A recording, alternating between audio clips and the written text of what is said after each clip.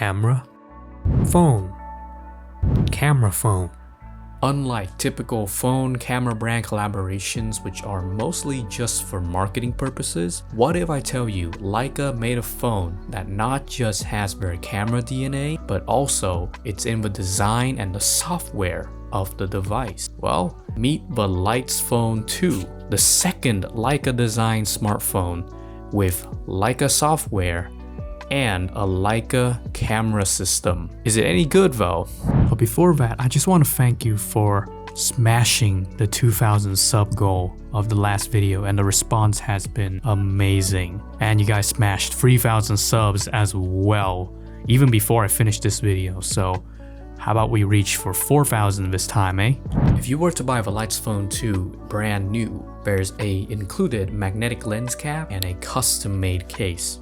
And good luck finding replacements of these for this phone. Oh, and you'll have to excuse the scuffed exterior as my unit is quite used and imported from China. But just from the looks of it, you can see that the Leitz Phone 2 is quite different from the usual affair. Now, other brands, they like to have colorful, blingy backs and rounded corners, but not with the Leitz Phone 2. It's all muted colors, with the only vibrant accent being that defining red dot. The aluminum rails are unapologetically sharp to the point that it cuts into your hands, and the sides have a ribbed texture for just a very distinct hand feel. The Leitz Phone 2, it has a glossy white back actually, but I did put on a matte black skin to sort of emulate the look and feel of the Leitz Phone 1, which in my opinion is an even better looking phone.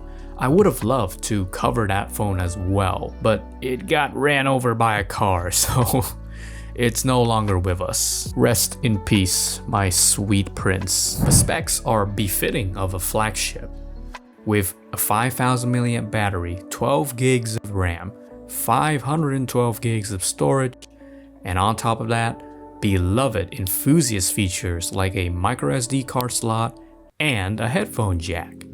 So what's there not to love?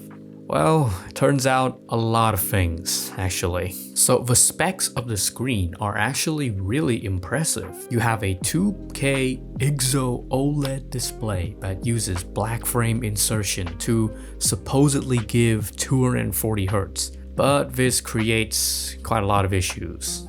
Modern brands, they aim to have the slimmest bezels, but well, the Leitz 2 looks like it has two, and also quite a thick chin. And the display durability is also questionable. It is incredibly prone to image retention, burn-in, also many defects such as uneven lighting, the edges, and white spots that appear under the panel, and even worse, dead pixels, which one has developed on my unit just after a month of use. I've actually seen units with like 20 plus dead pixels all over the screen. It's just a common fault of this phone, and I'm sure that no other YouTuber has addressed this issue, because I'm pretty sure I'm the only one who buys these phones like years after they've been produced. One redeeming thing is that it uses Qualcomm's 3D Sonic Max fingerprint sensor, which is very quick to unlock and quite forgiving on where you place your thumb on the screen, and it even allows for two-finger authentication. The Snapdragon 8 Gen 1 inside this phone was the best that 2022 had to offer, but it was known to be a hot mess. Although you still get very smooth performance, just flying through menus and apps, allowing you to play all but the most intense titles, it does heat up real quick, just exacerbating the display issues, and it throttles even quicker. Even with the fairly beefy battery, I can only wring out about like 6 hours of screen on time with the Leitz 2.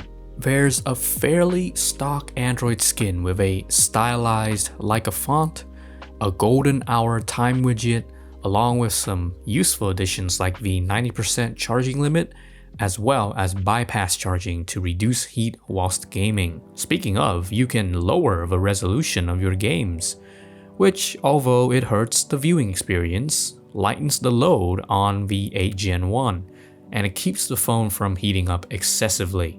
It ships with Android 12 and is now on 14, though this is probably its last OS version with just a few security patches left. Android 14 on this phone has also introduced some bugs as well, like a weird flaw that makes launching apps from custom launchers fail periodically for some reason.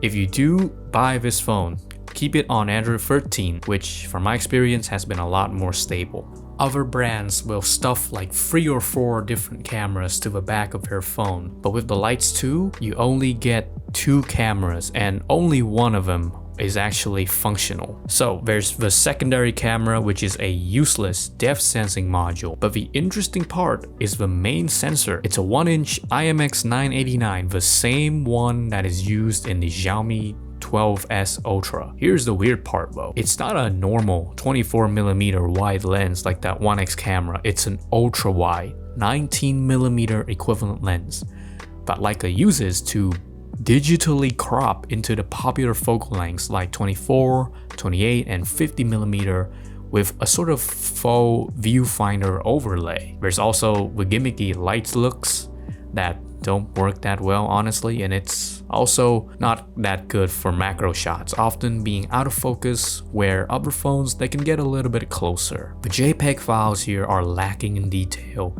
and the processing it doesn't even compete with mid-rangers. However, it has the incredible ability to record full 48 megapixel RAW files. And although they come in at about 100 megabytes per file, as well as requiring extra editing, the results are quite worth it. When taking these large files, you'll also get this very nasty shutter lag. And okay, you'll say, other phones can also do full resolution RAW, but I've checked with a friend using an S23, outputting its full 50 megapixel RAW files, and it seems like it's still not as detailed actually, more filled with artifacting. Despite the fact that I have some great cameras with me, the Leitz's 2 has now become my dedicated landscape photography camera. I'll shut up and let you look at more beautiful photos I've taken on the Leitz's 2.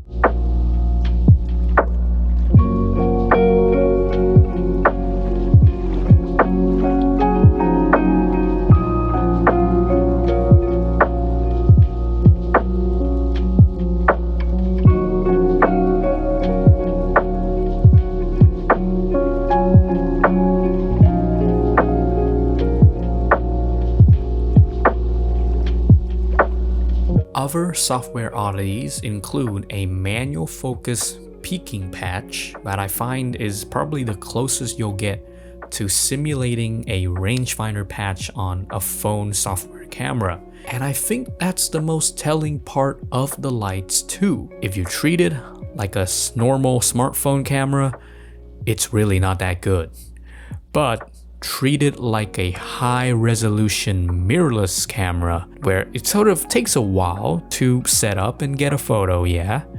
Yet when you get the files into your computer for editing and finally you export that masterpiece, that's where the Leitz's 2 shines the most. Now, if you haven't noticed by this point, the Leitz's 2, it's actually a rebranded, rehoused Sharp R7 Pro. But I do feel that Leica has done a lot of customization here, and they actually seriously worked on the camera a lot more than like your usual smartphone camera brand collaboration. Still, if you do just want the hardware alone, the Sharp edition of this phone is certainly cheaper. On many fronts, the Leitz's Phone 2 is a complete dumpster fire. Its display is riddled with defects and its overheating CPU is prone to throttling, but it's also filled with specs that enthusiasts would absolutely love, such as the microSD card slot and the headphone jack. Still, I think the ethos behind the design of the phone and its camera system is truly something that is different from the mold of other smartphones. Quirky doesn't even begin to describe the Leitz's 2, and for the red dot loving crowd that this phone caters to, I think that's just the thing they need from this device. think that's gonna be it for this video. Tell me in the comments if you want me to cover the first Leitz phone as well, and I'll see you on the next video.